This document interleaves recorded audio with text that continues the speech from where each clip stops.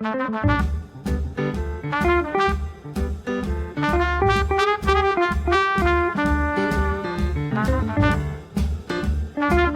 me importa cómo sentirme de 70 o 60 o de 50. Yo, de blue jeans, de las comunas, ¿yo qué voy a hacer en España? La política todavía hoy sigue siendo muy dura para las mujeres. ¿Y en qué momento se rompió ese matrimonio? En la política pues no había mucho tiempo de marido. Somos pocas, pero damos por todos. Usted me puede llamar a mí siempre y entre nosotras resolvemos lo que ellos no van a poder resolver. Mi hijo me decía, mamá, muy cucho, muy cucho.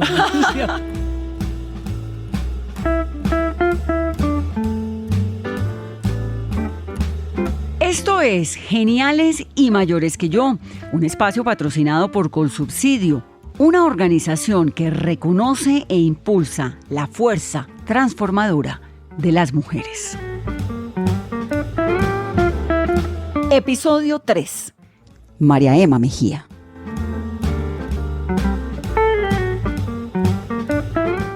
Me encanta tenerla, María Emma, bienvenida. Pues yo muy feliz, de verdad, Vanessa, qué rico estar con ustedes hoy aquí. Y usted cuando ve todo esto que ha hecho en la vida, ¿qué se le pasa por la cabeza? Uy, mucha felicidad. Dijéramos, yo creo que jamás me hubiera imaginado que a mí me tocara esa hoja de vida. Si usted me hubiera dicho cuando yo tenía 25 años, inclusive 26, 27 años, jamás se me hubiera ocurrido que yo tomara ese camino porque yo era una cineasta. Estudié cine, estudié periodismo, me casé con un intelectual, bohemio, y jamás hubiéramos estado, dijéramos, nada más allá de escribir guiones, hacer películas, ganar concursos de Focine, que es el fondo actual. Y usted fue directora de Focine. Sí, y entonces de pronto se me aparece que no, que hay una crisis en el cine y Belisario Betancur y Noemí Sanín, un expresidente y su canciller entonces, Noemí Sanín, mi colega, me dijeron, no, una paisa, necesitamos, ella le gusta el cine, no sé qué, vamos y nombrémosla en Focine. Y ahí empezó como toda una carrera pública que conocí a Galán, y Galán yo creo que como a tantos fue jóvenes de nuestra generación, ¿no? Sí, una, ya acabamos todas. Entonces una amiga mía me dijo, no, vámonos a meternos a las juventudes galanistas de una. Pero usted cuando estaba chiquita, ¿qué soñaba? ¿Qué quería hacer? Bailarina de ballet. Como yo digo en mi libro, pues yo trabajé muy duro y muy chiquita conocí una academia muy importante, hombre de ballet, Kirill Piquieres, y su esposa Leonor Vaquero. Ellos abrieron una academia en Medellín. Ella era caleña, pero se casó con este ruso, bueno, en realidad ahora es ucraniano, pero pues era de la Unión de Repúblicas Socialistas Soviéticas, y se fueron a Medellín y otra vez un grupo de amigas nos metimos y en el colegio, pues sobre todo mi gran amiga Olga Piedrahíta y yo nos metimos, y nosotros en el recreo bailábamos así en el tablero, y nosotros pues estábamos así todo el tiempo y nos metimos muy en serio. Y yo le dije a mis papás, yo voy a ser bailarina de ballet, y obviamente pues la menor de 6 hijos, paisa, no era el tema, pero ellos dijeron, bueno, eso debe ser ahí como un antojo. Y bueno, y el antojo me duró hasta que pues me lo tomé en serio, y mis papás dijeron, no, eso es, pues perdón, pero no vamos a tener una bailarina de ballet en esta familia Mejía. Su papá era un empresario, sí. Luis Mejía Arango. Luis Mejía de la Arango. Aviación, de la industria automotriz, Sí, serio. Sí, muy importante, pues, y mi abuelo, don Gonzalo Mejía, La carretera al mar, él hizo la segunda película que se hizo en Colombia, Bajo el cielo antioqueño, creo, Cine Colombia, un empresario y un creador, un soñador muy importante. Pero en todo caso el ballet, definitivamente mis papás lo abortaron a los 18 años y me mandaron por allá a un pequeño pueblito en Estados Unidos donde no había una sola academia de ballet a la redonda. Y bueno, y ahí ya volví a la universidad, pero jamás se me ocurrió la cosa pública, dijéramos, o la política. No tenía políticos en la familia, más hombres cívicos, mi papá, mi abuelo, pero era otra cosa muy distinta, y esto como que nos arrolló, yo creo que en esa época tan difícil y tan dura, nos arrolló como eso que le estaba pasando a este país, ¿no? ¿Y la mamá? Del Opus Dei, era la que llevaba a la casa. Muy liberal. Bueno, mi papá era más conservador, pero en mi casa se leían los periódicos más liberales del mundo. Se llamaba El Correo, que era un periódico. No digo conservadora del superliberal. alma, ella. No, ella era más bien ordenada, dijéramos. Era como la que tenía que poner el orden, porque mi papá era como el alcahueta, ¿no? Entonces él me llevaba todas las noches, me llevaba y me recogía del ballet y me adoraba porque era la chiquita, éramos 5 mujeres y un hombre. Yo me acuerdo que él decía, cuando yo nací, que decía, ¡ay, otra! Cuando salió la cara del médico porque yo era la 5ª mujer. Entonces, pues, y mi hermano, pobrecito, pero mi hermano. Pero en todo caso sí, mi mamá, pero pues era del Opus, entonces tenía otro concepto como de la vida y pues obviamente el ballet no era el camino, ¿no? Entonces, bueno, pero usted tuvo un momento importante, yo creo que fue en la Secretaría de Medellín, que era la época de Pablo Escobar. Ahí no era tan artista. No, ya en ese momento ya no, había dejado porque yo creo que con Ana Fernanda Urrea, esta amiga que entramos al nuevo liberalismo, pues era el 87, era la campaña de Luis Carlos Galán, sabíamos que iba a ser presidente, el 88, que era, pues yo con Julio Sánchez Cristo, estábamos ambos en el equipo de comunicaciones, con Carlos Duque, era un equipo muy consolidado, iba a ganar la presidencia y ¡pum!, lo asesina el 18 de agosto del 89 y ahí como que dijimos, se nos acabó y éramos un puñado de galanistas. Durísimo, ¿no? Durísimo.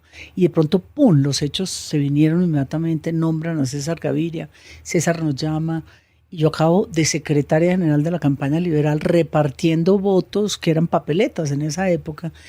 Y con Ana Milena Muñoz recorrimos el país con chalecos antibalas, una campaña muy dura, ganamos y yo como que iba a ser ministra de Comunicaciones, todo el mundo decía, y me tocó ir a nombrar a Alberto Casas, a llamar a Casas, que hoy en día es mi marido, a decirle, el presidente quiere verlo porque pues ya ahora lo van a nombrar ministro de Comunicaciones. ¿Usted tenía cuántos años ahí, María? Yo me casé de 27, también yo conocí a Lucas Caballero, cuando llego de Londres, yo viví 6 y medio años, casi 7 años en Londres, y cuando yo vuelvo, pues como que le dije a mis papás por carta, porque en esa época era todo escrito, no vuelvo a Medellín. No, yo me quedo donde mi hermana, y mi hermana vive en Bogotá, y yo aterricé en Bogotá, y a los 6 meses conocí a Lucas, y a los 6 meses me casé con él. Pero un momento, porque esa es otra historia. No, esa es otra historia. Pero digamos a lo de la consejería. Lo del 89, el 88, 89. Pues yo ya llevaba un buen rato, porque nosotros entramos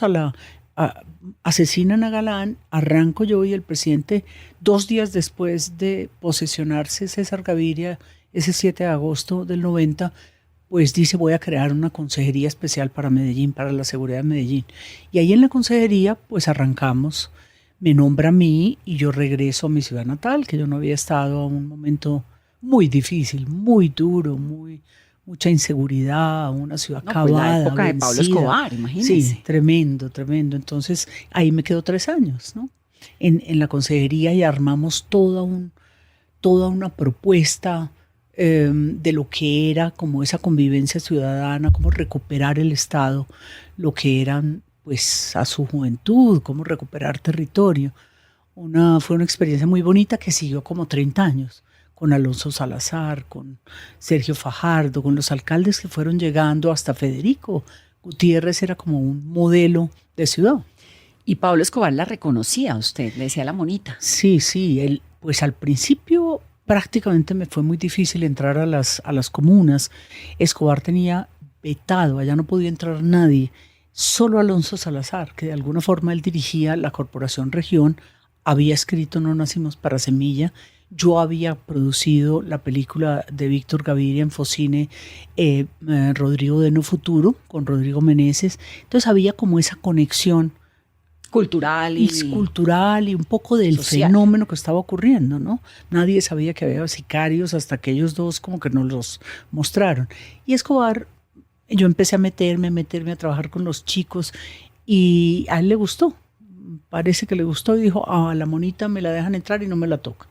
Con los chicos son los de la comuna, los sicarios comuna, y los malos. Sí, los sicarios, los malos. Y empezamos a trabajar, crear casas juveniles, llevar el Estado distinto al ejército. Cuando yo llego estaba el general Bedoya y la Cuarta Brigada, y yo le dije a Gaviria, no, esto con tanques militares no es. Deme la oportunidad, y nos dio la oportunidad, y 3 años después yo creo que fue un modelo que siempre me da tristeza que no esté hoy en muchas otras ciudades de Colombia. Ahora, esos años con Escobar eran años, es decir, de riesgo, por supuesto, me imagino, de miedo, responsabilidad, ¿de qué? Hoy en día cuando piensa eso, dice, yo metida en la cabeza de estas comunas antioqueñas en esos años tan horrorosos, ¿qué reflexiona? De mucho riesgo, era una locura, era impensable, pero uno mirándolo desde hoy, yo pongo el párrafo que da el presidente César Gaviria en ese famoso discurso de Bienvenidos al Futuro, que fue su discurso de posesión. Era como Medellín no lo van a acabar. Es decir, Medellín se está desmoronando después de ser la ciudad industrial, el empuje era la Cataluña, dijéramos, de Colombia. Y entonces como que la dificultad y los escoltas y la inseguridad, yo dormía en casas distintas, no me podía quedar con mis papás ni mis hermanos, siempre era como de un lado para otro. Cambiando rutas, bueno, una época difícil, claro. pero al mismo tiempo me fui como encontrando que había como que ese sí era lo que yo quería hacer, ¿no? No tanto la política electoral, pero más como lo que es el servicio público, ¿para qué sirve? Pero entonces ahí fue el cambio del artista, bailarina, totalmente, a la Marema de hoy. Sí, que la acompañó el resto de la vida. Sí, además. El resto de la vida, ya en Focine inclusive yo como que pues ya galán, entrar al Congreso, sacó la ley de cine, entonces como que ya ahí empezó una primera acercamiento, pero evidentemente pues en esa campaña política y la llegada a Medellín me cambian la vida totalmente. María Emma, ¿en esa campaña, en esos años ya se había separado? No, nosotros estuvimos 15 años, 16 años, Lucas y yo, a quien yo adoré hasta que se nos fue, pero no, entonces con Lucas, pues no le gustaba la política, no, pues, ni Lucas lo era un público, artista, ¿no? Un artista, un bohemio, entonces Medellín, y yo dije, no, yo voy de lunes a viernes, me devuelvo el viernes, y resulta que todo lo de los jóvenes era sábado y domingo, era como conocer ese otro mundo de ellos, sus noches, el problema de no tener nada. Entonces empezamos como las casas juveniles, sus propios espacios, entrar como en quiénes eran y cómo se los robábamos a Escobar, el Estado. No había una enfermera, no había un puesto de salud, no había un colegio, no había una escuelita. Santo Domingo Sabio, el que conocemos hoy con la escuela, con la gran biblioteca España, eso no existía. Entonces yo creo que con Lucas estuvimos juntos mucho. Y después de la consejería, pues con el presidente Gaviria, a los 3 años, Gaviria dice... A la embajada. A la embajada, pero éramos una noche, nuestra primera dama, hablando de primeras damas ahora, una gran profesional, además una economista importante, Ana Milena Muñoz, hoy embajadora en Egipto, de Colombia, hacía unas tenidas musicales en la casa privada. Ella conocía toda la música y estaba yo allá y caminábamos Noemí Zanini y yo, canciller y yo acababa de renunciar, y dice, caminando por el corredor de la casa privada, yo creo que usted debería ser embajadora en España. Obviamente yo creí que era Noemí Zanini, entonces le dije, pero obvio, presidente, sería fantástico Noemí. Entonces, no estoy hablando de Noemí Zanini, estoy hablando de usted. Y yo dije, yo, de blue jeans, de las comunas, digamos, del cine, yo no tenía como, ¿yo qué voy a hacer en España, presidente? No, Noemí. Y no, es que es usted, se va para España. Entonces, pues yo le pregunto a Lucas, pero claro, Lucas era creador de Reces de Lidia, vivía mucho en España, entonces fue perfecto. Entonces nos fuimos. Se fueron juntos. Nos fuimos juntos. ¿Y en qué momento se rompió ese matrimonio? En España. Pues yo creo que de alguna forma ya mi camino como que estaba nosotros nos fuimos con Pedrito, pequeñito, mi hijo, y nos fuimos como Pedro, como a los 45 días de Pedro le da una traqueoitis, y entonces pues cuidados intensivos, entonces yo tuve que posponer mi vida, y a la final llegamos allá con bebé y nosotros dos, y yo creo que ya como que estuve casi 3 años, pero yo creo que para Lucas era difícil, ¿no? Porque ya yo me devolvía a ser ministra de Educación, Entonces, pues ya era como un camino muy un camino muy distintos. distinto, ¿no? Muy distinto. Entonces yo creo que ahí yo le dije, ¿por qué no nos separamos? Yo me voy con Pedrito, pues Pedrito y yo estaremos siempre, déjame el apartamento que teníamos cuando nos casamos y ya, adiós. Entonces, bueno, pues toca. Entonces él se quedó en España, a nadie le dijimos nada. Y bueno, y nos separamos. ¿Y pero fue dura esa separada? No, yo no tenía tiempo de nada, pues ministra de Educación, canciller, candidata, eso fue todo seguidito, pero los mejores amigos. Es decir, yo a Lucas lo amo, lo amé. No sé, como esos primeros amores serios que uno ya como que No, pues tiene, el primer casarse, marido, nada más y primer nada marido. menos. Y con Pedro, es que fue una relación muy linda. Viajábamos juntos, un día nos prestaron un apartamento por allá en Orlando para llevar a Pedro a Disneylandia y nos fuimos los tres, entonces ya muy requete separados, pero una relación muy bonita de un ser humano al que le debo mucho. Las mujeres terminamos sacrificando la familia por el trabajo por la familia, ¿o qué sacrificamos o nada? Uy, yo creo que mucho sacrificio hace uno y lo percibe la familia, porque pues a mí me costó pues una relación que era, mi vida era, mis decisiones que tenían que ser, pues de alguna forma no eran compatibles con mi esposo, entonces como que de alguna forma ahí se rompió todo. Y el sacrificio de un bebé, entonces también como esos primeros años, pues que él estaba súper cuidado y todo, pero pues, y siendo muy buena mamá, pero claro, uno tiene que sacrificar mucho y además hacerlo todo, porque no es que uno dice, no, yo cedo la educación, entonces mi marido se va a ocupar o Lucas se va a ocupar. No, no, no. No, la mamá está en La todo. mamá es la mamá, entonces yo creo que es como entender y eso no ha cambiado, ¿sabe, Vanessa? Eso a mí me impresiona, pero pues seguimos en lo mismo, responsables un poquito de todo. Sí. No sé si por la forma en que somos, uno no cree que el mercado Porque esté bien uno hecho. nunca deja de ser uno mamá. no cree, uno no deja de ser mamá. Sí. ¿Pero usted fue una mamá ausente? No, muy, pues yo viajaba montones, pero como muy presente, ¿no? Y yo lo veo hoy con Pedro, que ya acaba de cumplir 30 años, ya se casó este año 23 y ya es como un señor independiente y todo, pero ¿Y somos qué dice compinches. Pedro de la mamá joven? ¿Qué dice? Mamá, tú no estabas, tú sí estabas. No, ¿O no? nada. No, nunca, ni una... Ni un reproche. No. Primero que es como el humor ese negro que tú lo conoces bien, pues de Lucas, igualito lo tiene Pedro, no, ni un reproche, al contrario, yo creo que como una admiración, pero no, muy bien, muy bien. Nunca, eso es lo lindo de los hijos, ¿no? También son supremamente generosos con uno, ¿no? Claro. Pero le da a uno en algún momento como esa angustia de no estoy lo suficiente, estoy demasiado ocupada, me estoy perdiendo el show del colegio, la reunión de los papás, el chat de papitos y mamitas.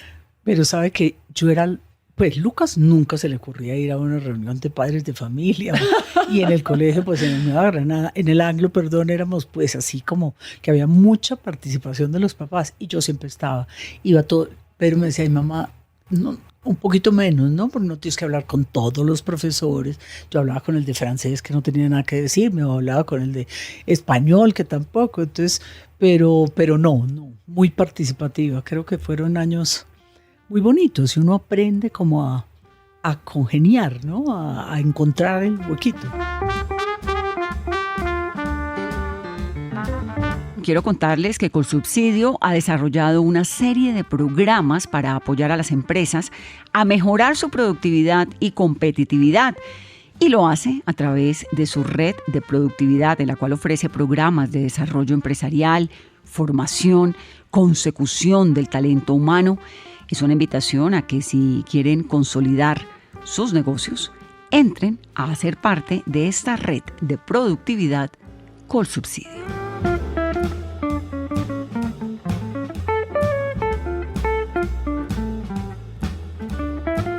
María Emma, entonces usted se separa después de 15 años, ¿cierto? Y se vuelve a casar a los ¿cuántos años? ¿Cuántos años después? Muchos. Pues muchos, porque yo me separo, pues ahí arranca como esa etapa. Yo estoy del 90 al 93 en Medellín, me voy en el 93 a España y recuerdo pues ese famoso 2 de diciembre del 93 cuando por fin dan de baja a Pablo Escobar, como que yo cierro ese capítulo y como que digo, puedo descansar, puedo irme, ya, cerrada esta etapa y misión cumplida de alguna forma. Perdimos una generación enorme, pero entera. Muchos CNNs que eran niños con un gran futuro, eso, pero no nacimos para semilla y no hay futuro. Entonces, ahí como que arranco la carrera, pues, educación, en plena crisis del presidente Samper, y yo Bueno, digo, ahorita yo no me hablamos voy de del barco, de la ¿no? crisis de Samper. Yo no me Sí. voy del barco y entonces yo me quedo acá, eso, perdí muchos amigos por eso, pero me quedé ahí, claro, Ministerio de Relaciones Exteriores en un momento pues muy crítico. Entonces, bueno, ya ahí como que en ese momento de dificultad, no, yo sigo Ministerio de Educación, entonces pasa mucho tiempo, pasa la campaña de Serpa. Yo conocí a Alberto Casas, pues con su esposa, con Ellen Rigner, maravillosa, Antes de morir. antes de morir de cáncer, lamentablemente, y no, éramos muy buenos amigos, pero pues no, una carrera y una maratón y la campaña, ganamos la primera vuelta con Horacio Serpa, que en paz descanse. Yo era candidata a la vicepresidencia, perdimos la segunda en favor del presidente Pastrana, pues que entonces asume la presidencia.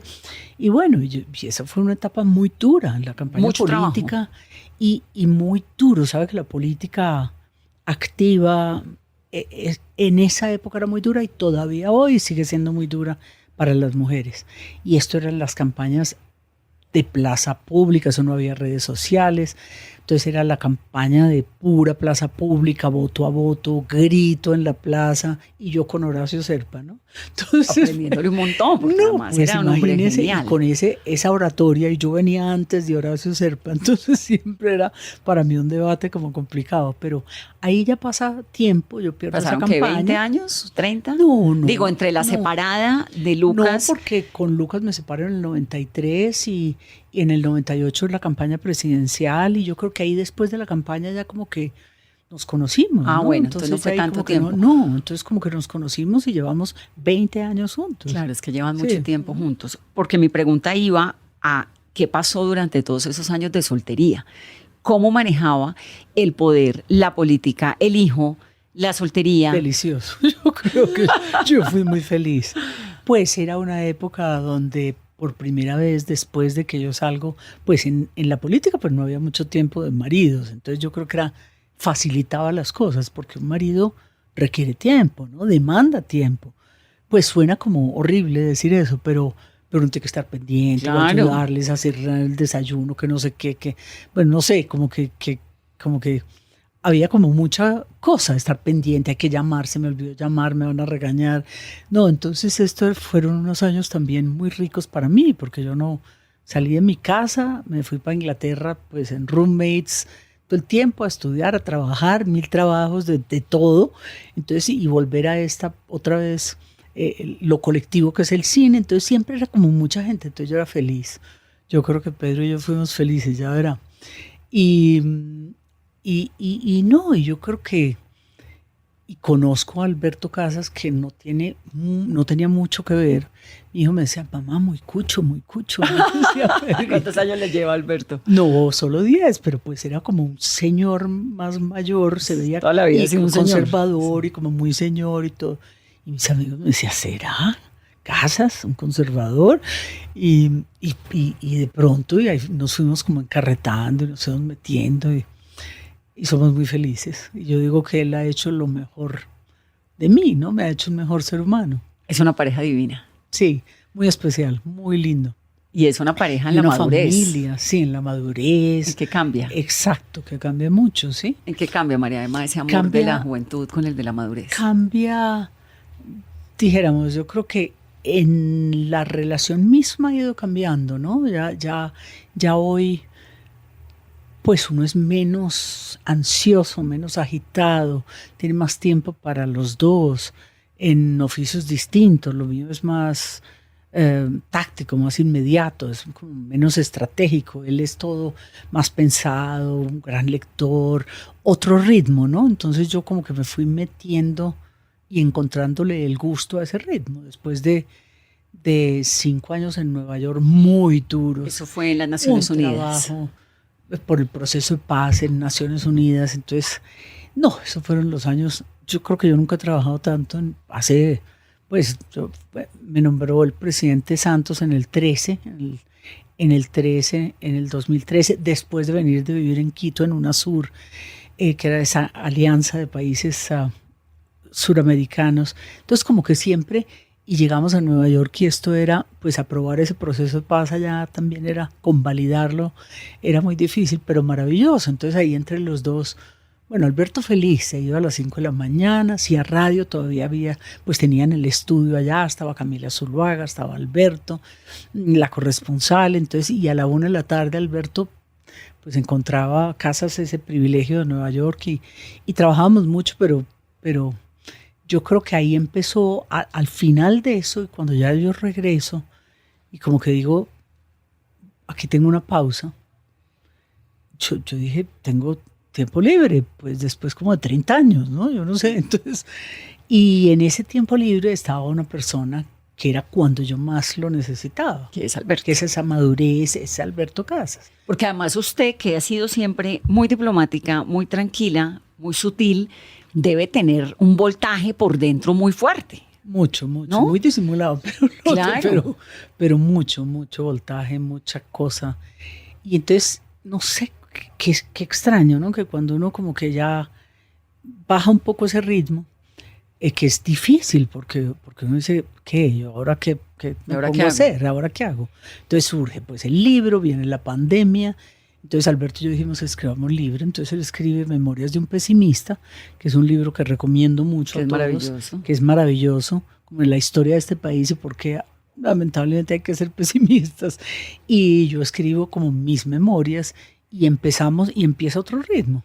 Yo participo, tal vez mi PhD, que es pretender que elijan a un colombiano en drogas y delito en Naciones Unidas, pues en Viena, y obviamente pues estudié, y obviamente pues China y Rusia no van a dejar que nombren a un colombiano en drogas y delito. ¿Y usted quería que nombraran a quién? A mí. A usted, Entonces, yo en era la drogas y candidata, delito sí. en Viena. Sí, UNDCP. Que pues, es lo que único es que le ha Naciones faltado Unidas. hacer.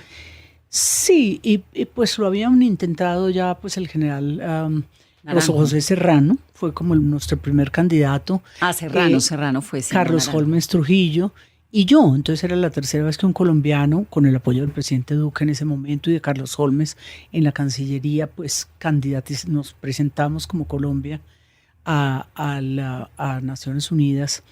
Y pues hicimos todo el curso y pues no se pudo.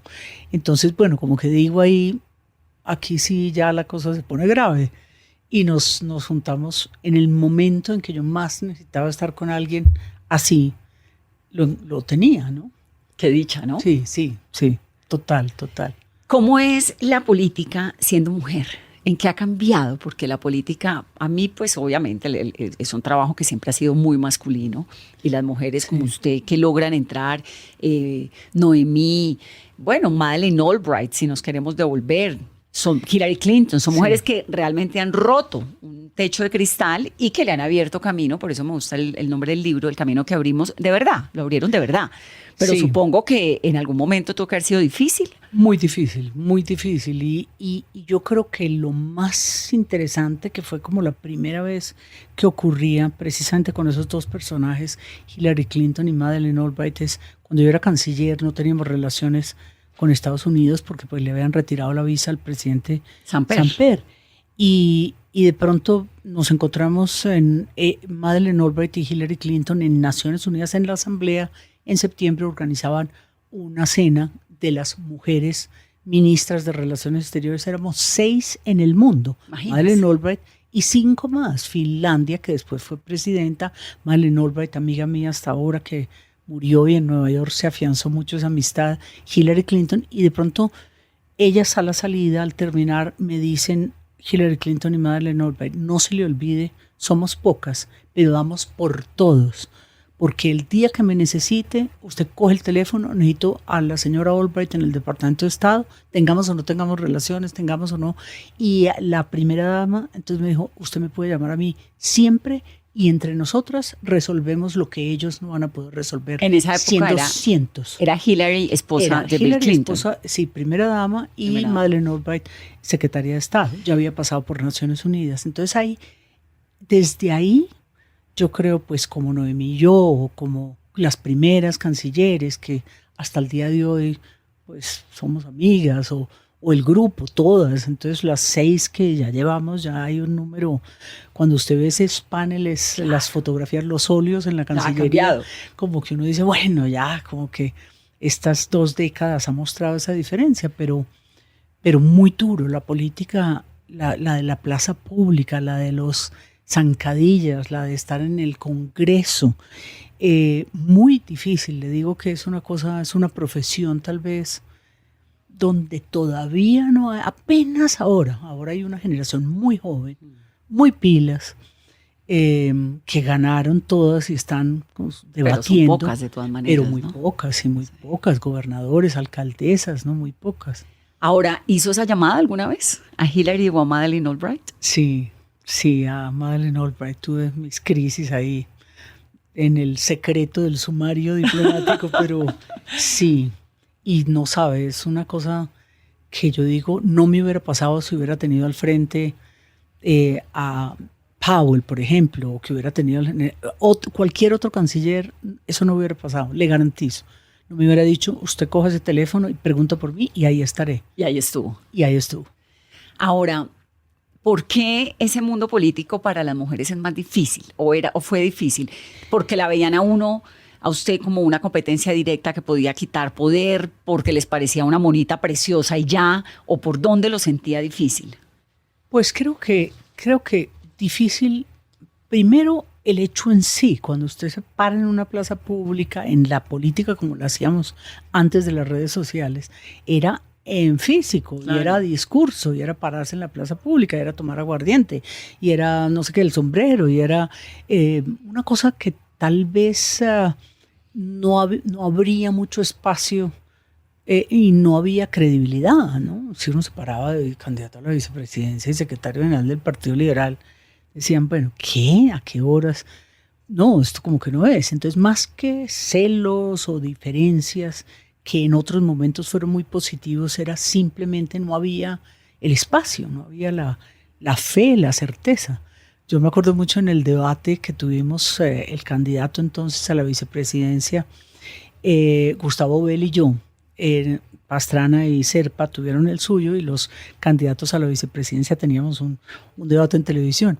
Y me acuerdo que yo oía los gritos en el estudio de Caracol cuando alguna cosa, entonces yo decía, claro, me están criticando allá todo el combo y todo el parche. Se están burlando de mí. Entonces empieza uno como con unas inseguridades, claro. Y uno siempre como que mira atrás, debe ser que están pensando en otro y no en mí, ¿no?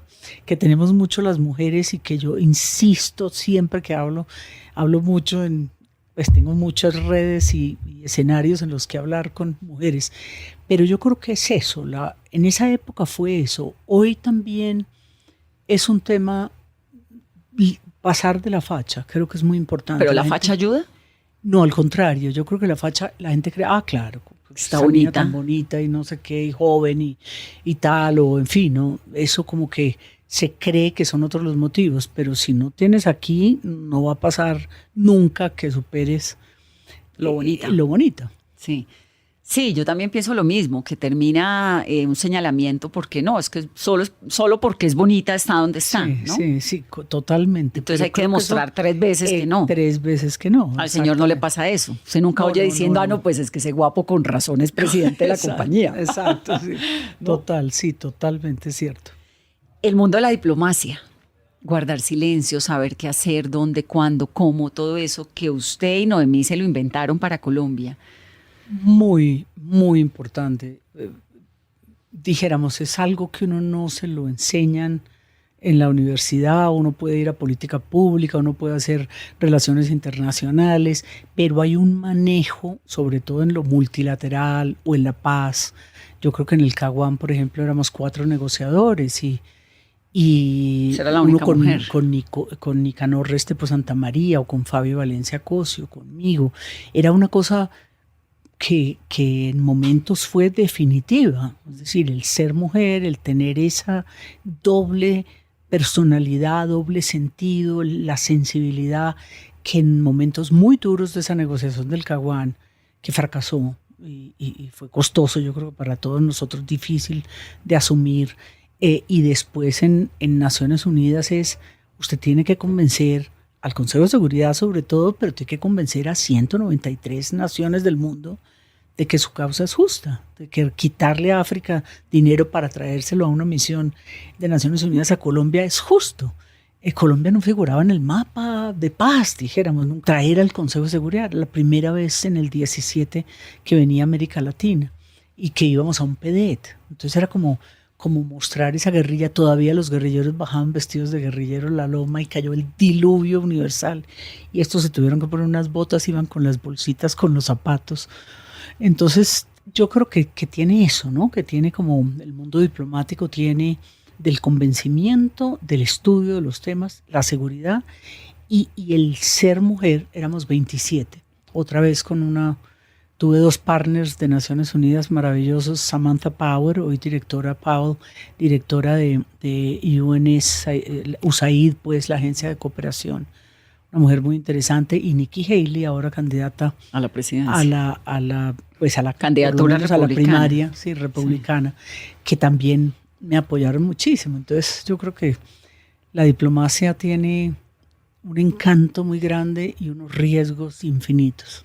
Usted me hablaba hace un momento de los amigos y de las amigas, pero durante la época de Samper, que fue supremamente cuestionada, su presidencia, por supuesto, dificilísima, además con toda esa investigación, etcétera, usted decidió quedarse allí. Hubo un consejo de ministros donde Samper dijo, bueno, el que se va a ir, que se vaya. Usted decide quedarse. ¿Por qué me dijo que le había costado amigos esa decisión, ese gobierno? Fue muy difícil porque, pues primero, precisamente el día, yo conocí a Samper porque yo reemplazo al presidente Samper en España. Él se regresa a Colombia para ser candidato a la presidencia, entonces a mí me toca reemplazarlo. Nos conocemos, nos hicimos muy amigos, debo decir, lo respeto mucho. Y como que ahí, de alguna forma, yo dije, no se puede dejar el barco, ¿no? Uno no se va. Bueno, pues sí, puede que sea un momento muy duro, pero yo me voy a quedar y voy a ayudar a que Colombia, las cosas sean menos graves. Y el día que yo acepto la Cancillería en reemplazo de Rodrigo Pardo, a quien usted conoce bien, también ex canciller, pues le retiran la visa. Entra el secretario privado del presidente Juan Mesa y le dice, presidente, el embajador Rechet va a anunciar en un momento que retiran la visa, su visa. Y a mí también me pareció como algo, no sé, no es el imperio, tampoco me sentí cómoda con esa decisión del imperio, ¿no?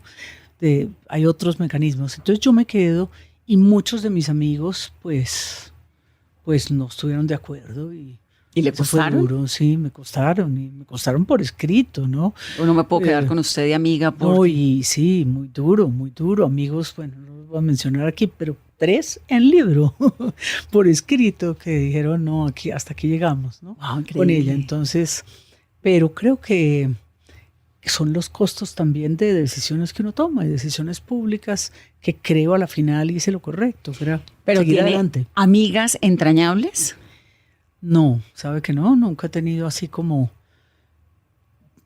pues, no, como que ese combo así que yo veo y que envidio a veces, ¿no? Yo tengo una gran amiga mía que ahora trabaja en Medellín y en un periódico muy importante, y con ella, pues, que era mi gran colega porque trabajó conmigo muchos años, mi secretaria jefe de gabinete en la Cancillería y secretaria privada en educación y todo, y como que, pues, poquitas, ¿no? Y de pronto pero yo no ha sido, digamos, del combo de apoyo de mujeres. No, así del combo de apoyo, que yo veo las fotos y yo digo, uy, qué envidia, ¿no? Estas sesiones de amigas, ¿no? Sí. Pero no he sido muy amiguera de combos ni siquiera de hombres, ¿no? Tampoco es como... Entonces, ¿quién la ha apoyado? No, pues amigos, pero digo, no, yo creo que uno no carece de amigos, uno arma una red de apoyos y en decisiones grandes, gruesas, siempre hay como a quien consultar, ¿no? Pero es más una relación menos, ¿cómo se dirá eso? Menos como divertida, menos y más como de consulta, ¿no? De consulta. María Emma, ¿de cuántos años se siente? yo acabo de cumplir 70 años y no sé, no me importa como sentirme de 70 o de 60 o de 50. Sigo haciendo mucho ejercicio, creo que eso es muy importante, cuidándome mucho. Me creo mucho en temas de nutrición, creo mucho en ejercicio, no soy muy dormilona, entonces siempre me dicen que hay que dormir más. ¿Cuántas horas duerme al día? No, como 6 o 5 o 6 o así. Poco. Pero no, sabe que no tengo como esa noción de envejecimiento todavía. Me imagino que eso le dará a uno. ¿Le da miedo la vejez? No, pues ya, es que digo, 70 años son 70 años, pero no. Pero es que bien, 70 años pues, es fabulosa. Sí, ¿no? y sobre todo como bien, ¿no? Y haciendo lo que quiero, volver a los medios de comunicación que fueron donde tal vez en Medellín más sentí yo que creamos como ese espacio para los jóvenes arriba en mi barrio, un programa de televisión de 3 horas que trabajamos en Teleantioquia, entonces como que ahí descubrí esa vena también que pero ahora estuvo en la BBC además muchos en la BBC años. muchos años, en radio, con la FM pues de Julio Sánchez y Casas. Entonces sí, radio me ha gustado muchísimo también, como usted ahora. Sí, a mí me encanta, pero es incansable, ¿no? Sí, propiamente desocupada, no. No. Pero rico, y ya entonces uno con su hijo se acaba de casar, entonces ya como que ahí vamos organizando. Pues María Emma, yo me pongo feliz de tenerla aquí en Geniales y Mayores. Ya después de estas conversaciones entiendo por qué el podcast se llama Geniales y Mayores, que yo, por menos que yo. Sí. Que usted, no, eso sí, definitivamente mucho más, pero el camino es muy bueno, ¿sabe, Vanessa? Sí. Para usted, para todos, todas y todos los que nos siguen aquí, la siguen a usted, siempre es grato. No sé, no hay un momento que uno diga, uy, esto tan horrible me pesa, no, que no le pese a uno, nada. Está por allá. Sí. Y que sigamos contando con su astucia.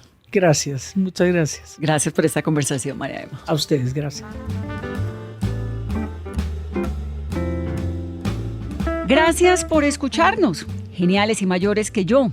Es posible gracias a Colsubsidio y gracias a Julián Urbina, Marilyn León, Sebastián Herrera, Carolina Trinidad, Juliet Casas, Alejandra García, Jefferson Murcia, Daniela Moreno, Daniel Rodríguez y María Pérez. Todo el equipo de producción de Geniales y Mayores que yo.